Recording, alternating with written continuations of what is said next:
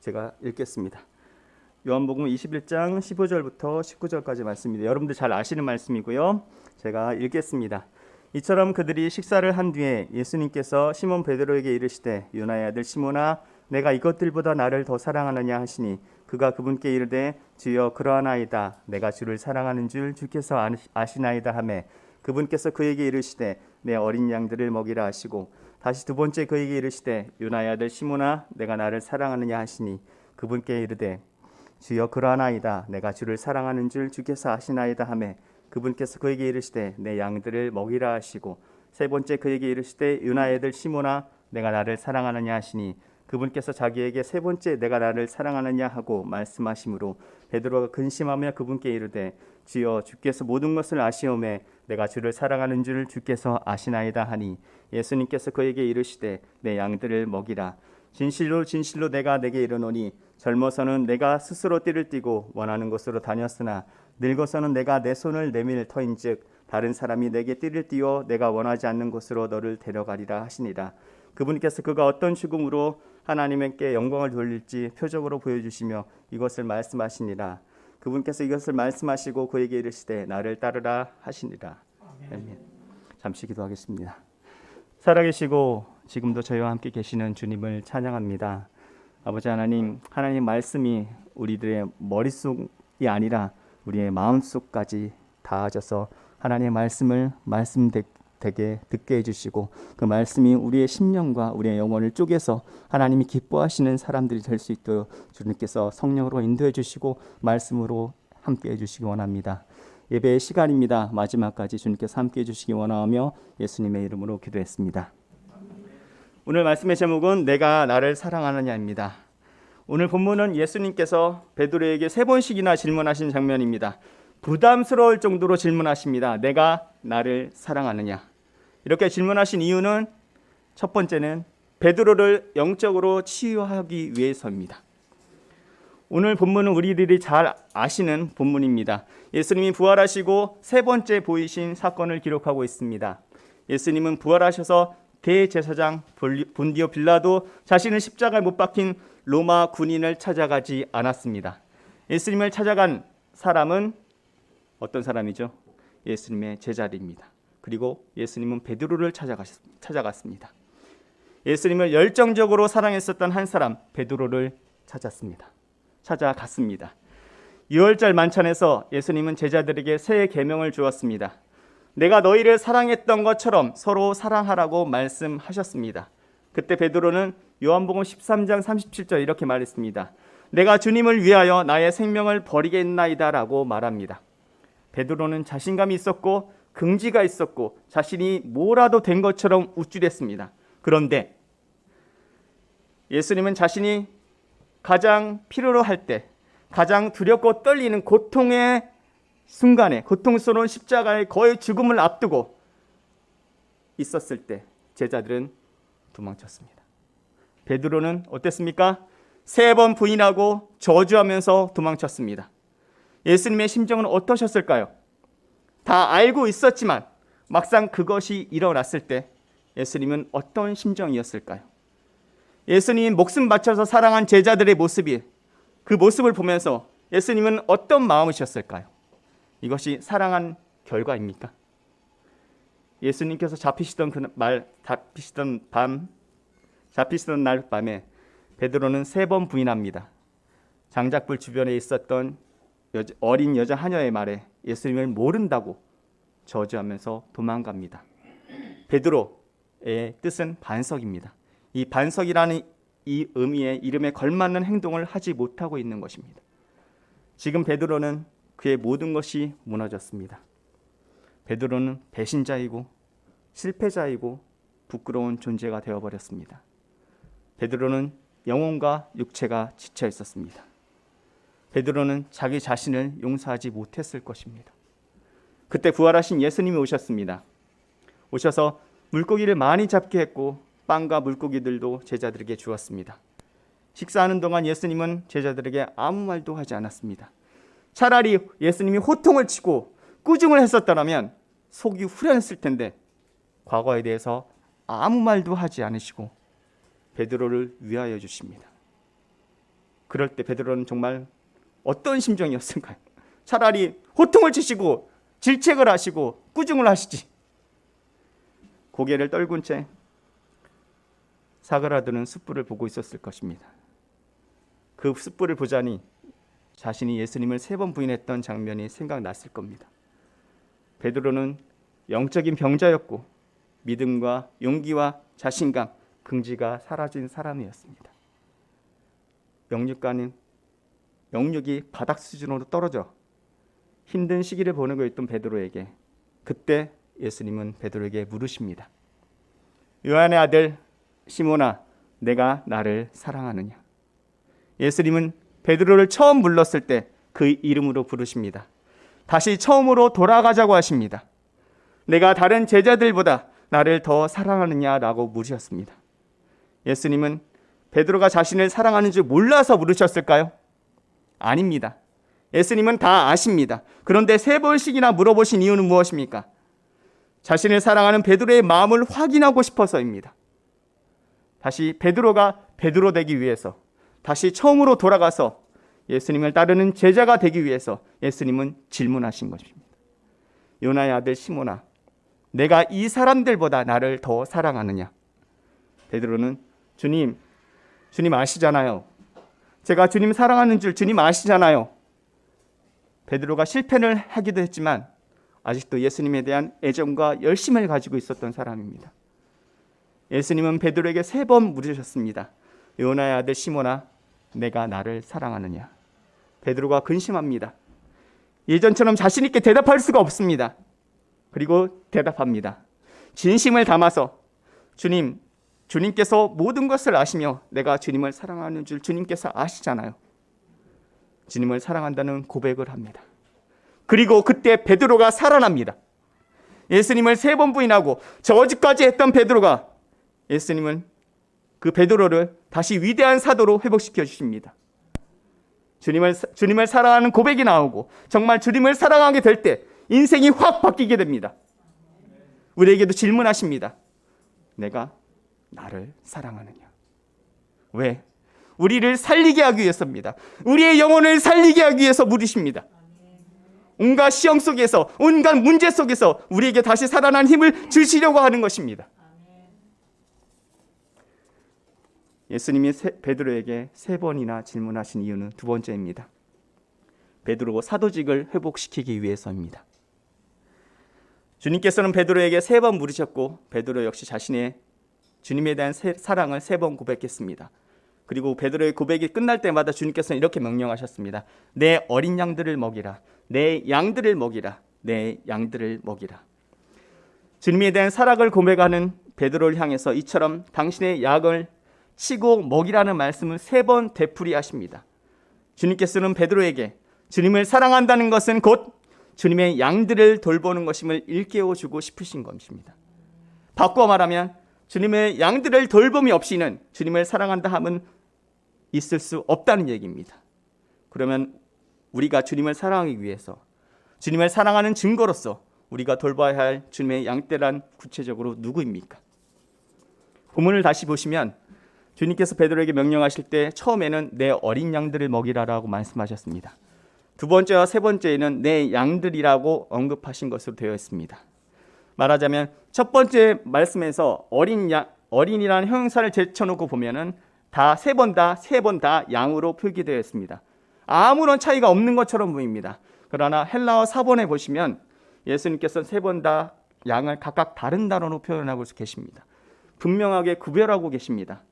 주님께서는 베드로에게 내 어린 양들을 먹이라라고 처음 명령하실 때는 아니온이란 단어를 사용하셨습니다. 이 아니온이라는 것은 양 중에서도 특별히 어린 양을 가리키는 AREN의 지소어입니다. 축소어입니다. 지소어란 축소어입니다. 이를테면 비올라 중에서 가장 작은 비올라에 인을 붙이면 바이올린이라는 고 부르는 것과 같습니다. 즉 바이올린이라는 것은 비올라의 지소어인 것입니다. 다시 말해서 바이올린이라는 것이 처음부터 독립적인 악기로 만들어진 것이 아니라 비올라를 계속 작게 만들다 보니까 그 이름을 비올라의 지소어인 바이올린이 된 것입니다. 따라서 주님께서는 어린 양을 가리키는 아렌, 지소인 아니온을 말씀하셨다는 것은 어린 양 중에서도 가장 어리고 작은 양, 이제 갓 태어난 양을 의미하고 계시는 것입니다. 주님께서는 두 번째 내 양들을 치라고 명령하실 때에는 프로베이션이라는 단어를 사용하셨습니다. 이것은 장성한 양의 통칭인 프로메이턴의 지소어입니다. 아니온보다는 크지만 장성한 양이 되기에는 턱없이 부족한 상태의 양을 말하고 있습니다. 사람으로 말한다면 청소년기에 해당될 수 있습니다. 주님께서 마지막으로 내 양을 치라라고 말씀하실 때에는 발육이 다 끝난 정상적인 상태의 양을 의미하는 프로베이션이라는 단어를 사용하셨습니다. 이처럼 주님께서 당신의 양을 돌보라라고 명령하실 때 어떤 특정 상태의 양만을 국한시켜서 말씀하시지 않으셨습니다. 갓 태어난 양에서부터 중간 발육의 양, 그다음에 다 자란 양까지 모든 양들을 구별 없이 돌보라고 말씀하시는 것입니다. 즉 어떤 장소, 어떤 상황, 어떤 시간에 상관없이 만나는 모든 양들을 돌보라는 것입니다. 다시 말해서 주님을 진정으로 사랑한다면 만나는 모든 사람을 주님께서 나에게 믿고 맡겨주신 주님의 양으로 인식하라는 것입니다. 때로는 갓 태어난 어린아이처럼 짐덩어리뿐인 어린 양도 있습니다. 유치하기 짝이 없는 사람일 수도 있습니다. 어떤 경우에는 사춘기에 처한 청소년처럼 반항적이고 심사가 꼬여있는 사람일 수도 있습니다. 경우에 따라서는 자기 중심적으로 살아온 어른처럼 이런 지배자와 같이 군림하고자 하는 사람일 수도 있습니다. 그 어떤 경우에 사람이든 상관없이 일단 내 곁에 있는 사람이라면 그들 모두를 구별 없이 주님께서는 나를 믿고 맡겨주신 주님의 양들로 생각하고 돌보라고 말씀하고 계시는 것입니다. 왜 주님께서는 이런 명령을 내리시고 계십니까? 우리가 다 베드로처럼 주님 앞에서는 때론 유치하기 짝이 없는 아니온이 아니었습니까? 매사에 반항적인 프로베이션이 아니었습니까? 주님을 배신하고 주님을 지배하려던 프로베이턴이 아니었습니까? 그럼에도 불구하고 주님께서는 단 한 번도 우리를 향해서 너는 내 양이 아니라고 포기하신 적이 없으십니다. 오히려 변함없이 끝까지 책임져 주셨기 때문에 오늘 우리가 이처럼 주님과 함께 영적인 갈릴리 바닷가에서 거듭난 베드로처럼 될 수 있지 않았습니까? 그렇게 주님을 믿는 우리 역시 주님을 본받아 살지 않을 수가 없기 때문입니다. 주님에 대한 우리의 모든 변덕과 배반에도 불구하고 주님께서는 변함없이 우리를 당신의 양떼로 인정하십니다. 그리고 품어주십니다. 그 결과로 오늘 우리가 있을 수 있었던 것입니다. 그러하기에 우리가 만나게 되는 모든 사람들을 주님께서 내게 맡겨주신 양으로 사람으로 인정하면서 사는 것이 주님의 사랑에 대한 보답임을 우리는 알아야 합니다. 그럴 때 우리는 주님께서 마태복음 13장 말씀을 통해서 알려주신 것들, 가라지의 비유가 있지만 이 가라지의 비유를 통해서 알곡들과 가라지 속에서 우리가 자라게 될 때 그 가라지를 뿌려놓은 하나님께서 허락하신 이유, 우리 알곡이 더 강하게 자라하기 위해서라고 저는 생각을 합니다. 우리 곁에 있는 모든 사람들을 하나님께서 나를 믿고 내게 맡겨주신 사람으로 생각하면서 우리는 하나님 앞에서 베드로처럼 하나님을 믿는 믿음으로써 살아가야 합니다. 이 사실을 깨닫고 살아갈 때만 우리는 하나님의 아니온, 하나님의 프로베이터를 구별 없이 치고 먹이라는 주님의 명령에 바르게 응답하는 진정한 크리스찬이 될 수가 있습니다. 예수님이 베드로에게 내가 나를 사랑하느냐고 질문하셨습니다. 이 질문하신 이유는 세 번째입니다. 베드로가 영광스러운 죽음으로 죽기 위해서입니다. 사도 요한이 요한복음을 기록할 때 베드로는 벌써 로마 황제 네로의 박해로 인해서 순교한 상태에 있었습니다. 요한복음 21장 18절 19절에 내가 진실로 내게 이르노니 내가 젊어서는 스스로 띠뛰고 원하는 곳으로 다녔거니와 늙어서는 내 팔을 벌리리니 남이 내게 띠뛰고 원하지 않는 곳으로 데려가리라. 이 말씀을 하심은 베드로가 어떠한 죽음으로 하나님께 영광을 돌릴 것을 가리키심이로라. 이 말씀을 하시고 베드로에게 이르시되 나를 따르라 하시니, 우리의 주인으로부터 당신과 우리와 우리의 친구가 주인을 섬기면서 죽을 것이라는 말을 들으면 많이 당황할 것입니다. 예수님은 넌지시 말씀하셨지만 베드로는 아마 그 말씀을 이해했을 것입니다. 베드로에게 그 말씀을 하실 때 예수님은 어떤 표정을 지으셨을까요? 아무도 모르지만 베드로는 이것을 볼 수 있었을 것입니다. 예수님을 따르는 대가로 죽을 것이라는 말씀입니다. 우리가 우리에게 예상하는 대가도 별반 다르지 않을 거라고 생각합니다. 어떤 사람이 내게 오면서 자기 아버지나 어머니나 아내나 자녀나 형제나 자매나 참으로 자기 생명까지도 미워하지 않으면 능히 내 제자가 되지 못하고, 누구든지 자기 십자가를 지고 나를 따라오지 아니하는 자도 능히 내 제자가 되지 못하리라. 누가복음 14장 26절 27절 말씀입니다. 요한복음 12장 25절에 자기 생명을 사랑하는 자는 그것을 잃을 것이요 이 세상에서 자기 생명을 미워하는 자는 영생에 이르도록 그것을 간직하리라. 우리는 베드로는 전설에 따르면 어떻게 죽었는지 이렇게 기록하고 있습니다. 기원 후 60년경에 중반경에 벌어진 네로 황제 핍박에 의해서 베드로는 십자가에 거꾸로 매달려서 로마에서 죽음을 맞이했다고 합니다. 초대교회 시대에 유명한 역사가 유세비우스는 이렇게 기록했습니다. 베드로는 본도, 갈리디아, 비시디아, 갑바도기아, 아시아에서 흩어진 유대인들에게 말씀을 전하고 로마에 갔을 때 거기서 십자가에 거꾸로 못 박혀 죽었다. 베드로 자신이 그렇게 고통받기를 요구했다. 이렇게 적혀 있습니다. 예수님께서는 베드로의 순교를 미리 말씀하셨습니다. 예수님께서는 그가 어떤 죽음을 당할지 그리고 언제 죽을 것까지 아셨습니다. 자신의 죽음에 대해서 이런 정보를 접하고 나서 베드로는 낙심하였을 수도 있었습니다. 한편 예수님은 죽음을 이기시고 부활하셨을 때 베드로에게 이 말씀을 하셨습니다. 이것은 베드로에게 로마서에서 있는 다음 구절을 강하게 시사하시는 겁니다. 로마서 6장 9절에 보시면 그리스도께서 죽은 자들로부터 일으키셨으므로 다시는 죽지 아니하시고 사망이 다시는 그분을 지배하지 못하는 줄 우리가 아노라. 즉 베드로가 죽음을 맞이할 때 예수님께서는 살아계시고 세상을 다스리시고 계실 것입니다. 베드로와 함께 계셔서 그를 도와주실 것입니다. 내가 세상 끝날 때까지 너희와 항상 함께 있으리라 하시니.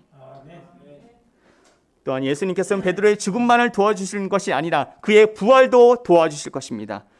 로마서 8장 11절 말씀에 그러나 만일 예수님을 죽은 자들로부터 일으키신 분의 영께서 너희 안에 거하시면 그리스도를 죽은 자들로부터 일으키신 분께서 너희 안에 거하시는 자신의 영을 통해서 너희의 죽을 몸도 살리시리라. 예수님께서는 베드로가 그 마음 한 부분에서 이런 죽음을 원치 않는다는 것을 아셨을 것입니다. 원하지 아니하는 곳으로 데려가리라. 예수님께서도 그런 마음이 있으셨습니다. 언제요? 겟세마네에서 기도하실 때. 내 아버지여, 만일 할만하시거든 이 잔을 내게서 지나가게 하옵소서. 그리고 예수님의 걸음을 따른 모든 사람들도 그럴 것입니다. 고통은 고통이지 기쁨이 아닙니다. 예수님을 부인함으로써 고통을 피할 수 있을 때 오직 더 큰 사랑만이 그 고통을 받아들일 수 있게 합니다. 사도 요한의 말에 의하면 베드로의 죽음은 하나님께 영광을 돌릴 것이라고 말하고 있습니다. 그분께서 그가 어떤 죽음으로 하나님께 영광을 돌릴지 표적으로 보여주시며 이것을 말씀하시니라. 요한복음 21장 19절 상반부입니다. 사도 요한이 이렇게 말하는 것을 보면은 그는 우리 모두의 죽음은 하나님의 영광을 위해 정해지는 것으로 여기는 것 같습니다. 그러면 우리는 어떤 식의 죽음으로 하나님께 영광을 돌려야 하겠습니까? 우리는 준비되었습니까? 어떤 방식의 죽음으로 여러분은 하나님의 위대함을 보여줄 것입니까? 우리는 사는 것이 그리스도시니 죽는 것도 유익함이라고 말할 수 있습니까? 예수님을 보고 그와 함께 있을 수 있다는 벅찬 기대감으로 인해서 이 세상의 가족과 친구와 재물을 잃어버리는 것이 아무것도 아니게 여러분은 여겨질 수 있으십니까? 제가 미얀마에 있었을 때 만달레이에서 한 6살 어린아이가 군부의 총으로 인해서 죽은 장면을 제가 들었습니다. 가정집인데 아빠가 6살 아이를 안고 있었는데 군부들이 수색한다는 명분으로 와가지고 그 아이를 죽였습니다. 이 페이스북 뉴스를 보고 나서는 제가 이런 생각이 들었습니다. 나는 과연 어떤 죽음을 맞이할까? 이런 끔찍하고 상상하기 싫은 죽음, 아니면 남들처럼 살다가 가는 죽음? 주님 앞에서 어떤 죽음을 맞이해야 하는가? 어떤 죽음을 맞이해야지 나는 가치 있게 죽는 것일까? 라고 스스로에게 생각해 보았습니다. 여러분 스스로에게 한번 질문해 보시길 바랍니다. 나는 무엇을 위해 살다가 무엇을 위해 죽어야 하는지, 나는 이 세상에서 왜 살아야 하는지, 그리고 왜 죽어야 하는지, 나는 이 세상에서 어떻게 살아야 하는지, 그리고 어떻게 죽기를 원하시는지 여러분 스스로에게 질문해 보시길 바랍니다. 기도하시겠습니다. 주님, 살아계시고 지금도 역사하고 계시는 주님, 우리는 주님을 사랑합니다. 언제나 주님을 사랑하기를 원하고 있습니다. 그러나 주님의 사랑을 바르게 이해하지 못해서 우리의 삶 속에서 늘 분열과 다툼과 대립과 대결밖에 없음을 고백합니다. 그러나 주님께서 이처럼 형편없는 우리를 향해서 너는 내 양이 아니다라고 한 번도 거부하지 않으셨습니다. 오늘도 변함없이 우리를 찾아와서 주님의 양으로 품어주시니 정말 감사드립니다.